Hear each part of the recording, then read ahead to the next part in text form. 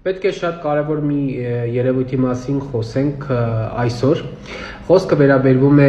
այն տղամարդկանց, ովքեր տանջվում են երկրորդ հարաբերությունը ժամանակին, այդ ժամանակը շատ հարաբերական հասկացություն է, ժամանակին իրականացնելու, առավել ևս ճիշտ իրականացնելու, որակով իրականացնելու համար։ Ինչ կարող եմ ես խորհուրդ տալ այս պարագայում։ Դա խաբեություն է, ինքնախաբեություն է։ Դուք ոչ վերջինն եք, ոչ էլ առաջինն եք, որ ուզում եք որակով նորմալ հարաբերություն անցկացնել։ Բոլոր տղամարդիկ էլ ուզում են, որպեսզի սեռական հարաբերությունը անցնի բարեհաջող, որպեսզի իրանց պարտները, դա կլինի կինը, ընկերուհին, սիրածը, մի օրվա ընկերուհին, կապ չունի։ Բոլորն էլ ուզում են, որպեսզի սեռական հարաբերությունը այնքան լավ անցնի, որ համ իրանք գոլն են, համ իրանց պարտները։ Սակայն միշտ չէ, որ ամեն ինչ ձեր ուզածով է անցնում եւ սեռական ակտի օրինակի համար շուտ ավարտը բերում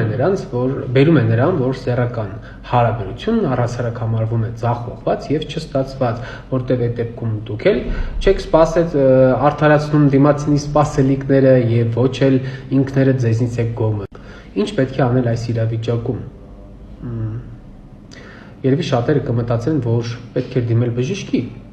սակայն լիքը մարդ մտածում է, որ ինքը էսա մի 5 րոպե դադար առնի, մի հատ ծխի ու երկրորդը էսա տես ոնց եմ խզարում։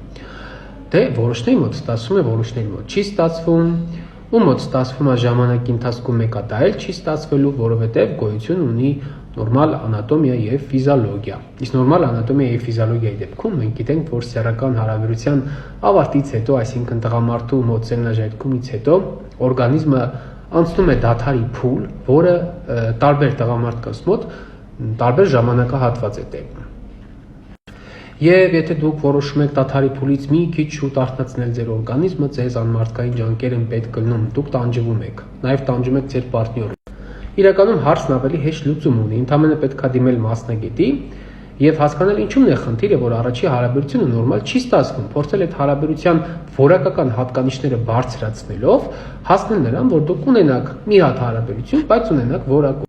Հավատացում եմ ձեզ, որ ոչ մեկ չի դնելու հաշվի, թե դուք մի գիշերվա մեջ քանի անգամ եք հարաբերություն ունեցել։ Դա ոչ մեկին պետք չի, ոչ էլ ձեզ է պետք, ոչ էլ ձեր պարտներին է պետք։ Հավատացեք, որ եթե դուք ունենաք մեկ հատ նորմալ որակով հարաբերություն, դա լրիվ բավարար է, քան թե ունենալ 4-5 հատ անվորակ, անմարդկային ջանքերի գնով հասած հարաբերություններ։